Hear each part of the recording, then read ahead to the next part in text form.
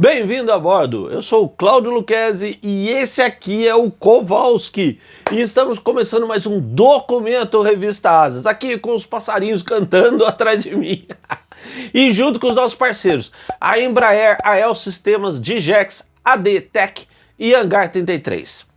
E fica já o recado aqui do Kowalski, hein? Você gostou do vídeo? Dá o seu curtir e não deixa de comentar. Quanto mais você participa, mais o YouTube te manda as notificações e você fica informado de tudo que rola aqui no canal. Visita a nossa loja online, nos ajude a manter esse trabalho e aumenta a sua participação, a sua integração nessa comunidade Asas, com a revista, livros e tudo mais. E você sabe e concorda comigo, pensar faz bem. E pensar mostra pra gente como existem lendas e mitos na aviação. E isso não rola só com as aviações soviética e russa ou a italiana na Segunda Guerra, como eu já comentei aqui. Esses equívocos históricos rolam até com a aviação que mais tem cobertura de mídia, a dos Estados Unidos. Você duvida?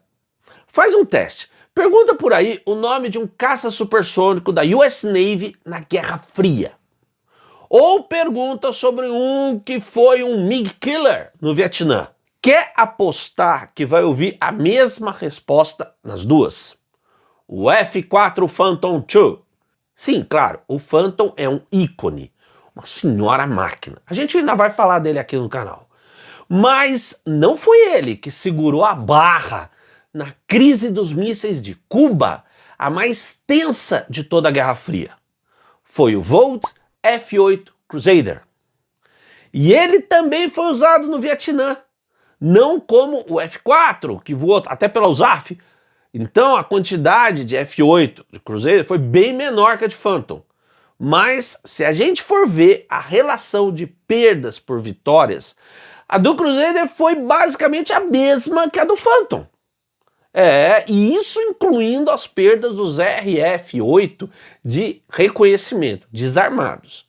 Se a gente pegar só os F-8, os caças, aí essa relação perdas por vitórias fica bastante melhor que a dos Phantom. E sim, os Crusader tiveram seus MiG Killers. A estimativa é de que 21 MiGs do Vietnã do Norte abatidos pelos F-8. Bom, o Crusader foi, sim, um dos grandes jatos embarcados navais da Guerra Fria. Mas hoje pouca gente fala dele, concorda? É uma injustiça. E é para retificar isso que nós estamos aqui, né, Kowalski? A história do Crusader, na verdade, ela começa nos anos 50, quando aquela famosa série Century, dos F-100, 101, 102, etc., tinham tornado o voo supersônico já uma rotina na USAF. E aí, a orgulhosa aviação embarcada da US Navy estava para trás, vamos dizer assim. E dá para entender o porquê. Um jato embarcado tende a ter um trem de pouso bem robusto. Aliás, toda a estrutura da aeronave é mais parruda. Tende a ter o gancho de pouso, etc. E tudo isso agrega complexidade e peso. Fatores que comprometem a performance. Mas o comando da Navy queria mudar isso. Então, em setembro de 52, foi feito um requerimento para um caça embarcado supersônico, que devia voar a Mach 1.2 em grande altitude e chegar a 0.9 no nível do mar. Ser capaz de subir no céu a mais de 7.500 metros por minuto. E ao mesmo tempo ter uma velocidade para o pouso de apenas uns 180 km por hora. Olha só o desafio. E com tudo aquilo que eu já citei de um caça embarcado. Asas dobráveis, gancho, trem de pouso, fortão, o pacote todo. Com a tecnologia dos anos 50, era um senhor desafio. Mas a Volt encarou. E no meio de um monte de propostas de diversos fabricantes, ela se saiu vencedora em março de 53. A sua proposta era o V383, que com a seleção da Navy se tornou o programa do XF8U-1, ao qual logo se adicionou um programa paralelo de uma variante de reconhecimento fotográfico, chamada pela Volt de V392. Bom, e usando o meu amiguinho A4 aqui, da Marinha do Brasil, deixa eu falar do que foi para mim a solução mais bacana da Volt e que ia ser a marca registrada do Crusader: a asa de incidência variável. A visibilidade à frente é muito importante para qualquer piloto num pouso. Imagina então um piloto naval indo para o pouso de um porta-aviões, aquele aeroporto que fica se mexendo o tempo todo. Já na Segunda Guerra, o narigão do F-4 Corsair da Volt tinha feito a US Navy de início recusar operar o caça em porta-aviões, porque na final do pouso o piloto simplesmente não via o navio.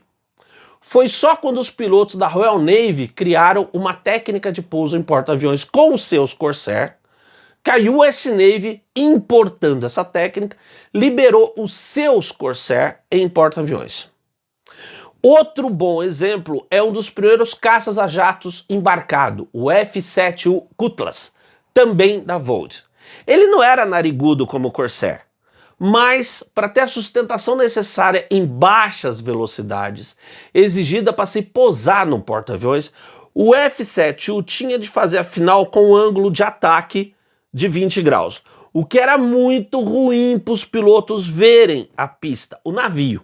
Em 53, a Volt sabia, e muito, que o jeito de um jato de alto desempenho voar lento para um pouso seguro e para decolagem também, né, que não era numa velocidade muito alta, em porta-aviões, era ter uma asa com superfícies móveis de autossustentação e fazer a final do pouso e também na decolagem com a asa no ângulo de ataque mais alto.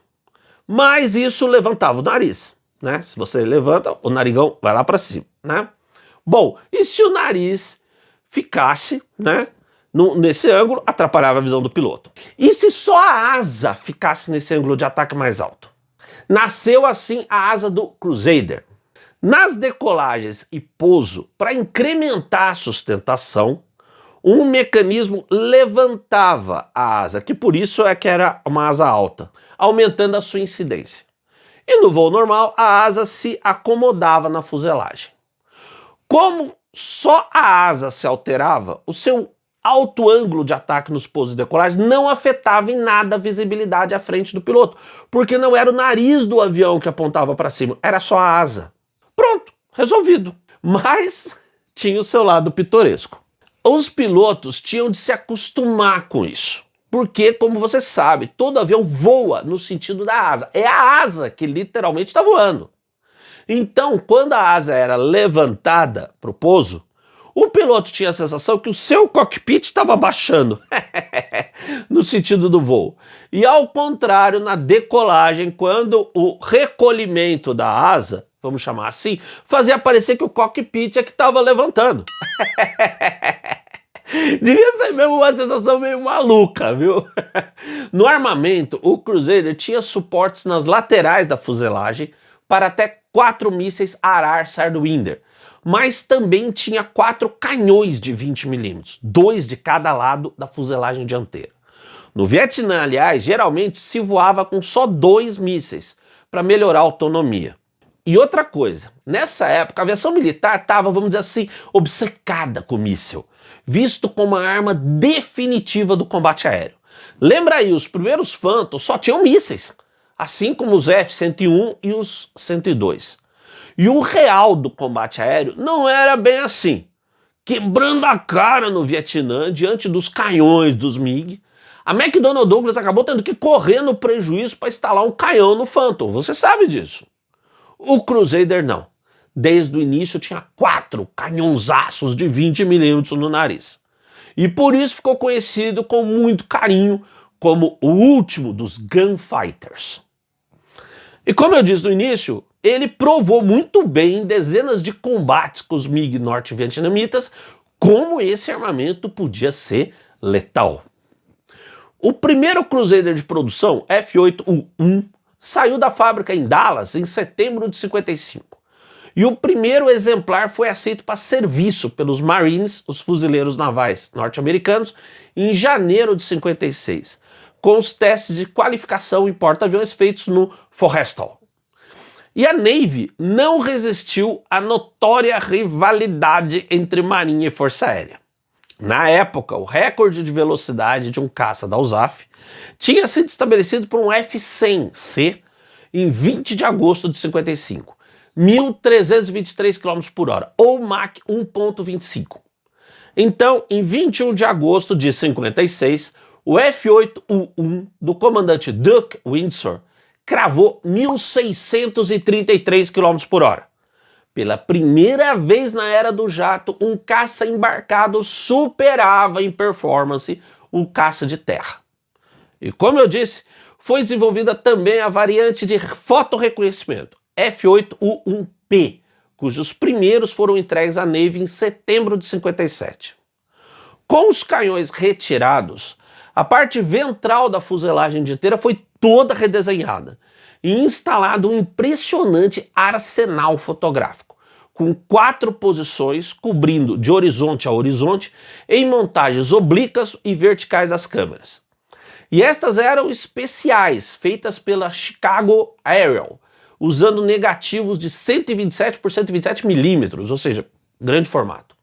Na boa, não existia nenhum outro avião que batesse a qualidade fotográfica dos Crusader de reconhecimento. Na USAF, o reconhecedor tático padrão era o RF-101 Voodoo, cuja qualidade das imagens era muito inferior à dos Crusader. Já as fotos feitas pelos aviões espiões U-2, voando a grande altitude, não tinham resolução para identificação precisa de objetos menores, como caminhões. E o U-2 fazia 1 ou 2 fotos por minuto, enquanto um F-8U-1P, voando a 1.110 km, a 1.500 de altitude, fazia toda uma sequência de fotos em apenas 1 segundo, e com uma grande nitidez, inclusive de elementos bem pequenos. Um parêntese aqui, ok? Em setembro de 62, a Navy fez uma reorganização de seus códigos de aeronaves, que passaram a ser similares aos da USAF. Assim, os F-8U, assim, tudo junto, passaram a ser F-8, com tracinho e sem U. E os fotorreconhecedores passaram a ser os RF-8. Explicado? Beleza.